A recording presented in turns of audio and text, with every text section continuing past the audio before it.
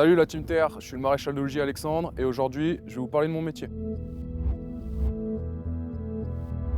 Alors mon métier, je suis chef de groupe NBC et plus particulièrement chef de groupe décontamination. Alors être chef de groupe décontamination, c'est avant tout commander des hommes et puis c'est aussi une spécialité au sein du 2e RD. Alors le 2e régiment de dragons, c'est le régiment unique de l'armée de terre qui est un régiment NRBC et il propose 3 spécialités. Donc NRBC, ça veut dire nucléaire, radiologique, biologique, chimique. Donc on a la spécialité décontamination, on a la spécialité reconnaissance mobile embarquée et équipier de reconnaissance et d'évaluation. Donc dans le cas où une unité AMI a subi une contamination, que ce soit aussi bien des personnels que des matériels, on est là pour les décontaminer. Donc on met en place une chaîne de décontamination avec plusieurs étapes, plusieurs opérateurs qui vont décontaminer l'unité qui a subi une attaque chimique, nucléaire ou biologique.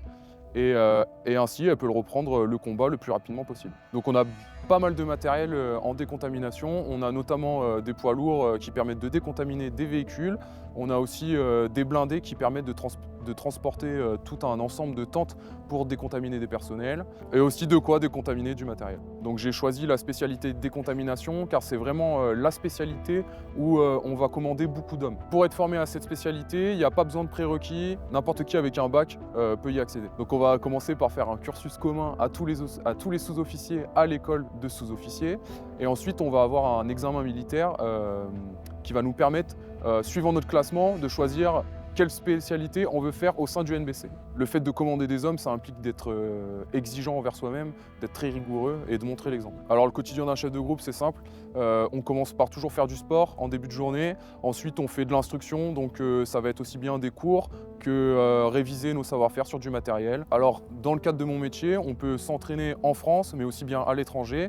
Par exemple, je suis parti en Norvège pour faire un exercice international. Dans les exercices internationaux, on peut aussi bien s'entraîner entre nous dans un environnement différent ou aussi partager des savoir-faire, des matériels avec d'autres armées du monde. Donc on est avant tout soldats. J'ai eu l'occasion plusieurs fois de partir à l'étranger mais aussi en dom-tom. Donc en mission courte durée, j'ai eu l'occasion d'aller en Martinique, en Guadeloupe et aussi d'être projeté à Saint-Martin pour aider les populations qui avaient subi un ouragan. Merci la Team TR et si vous voulez en savoir plus sur mon métier, rendez-vous sur s'engager.fr et continuez à nous suivre sur les réseaux.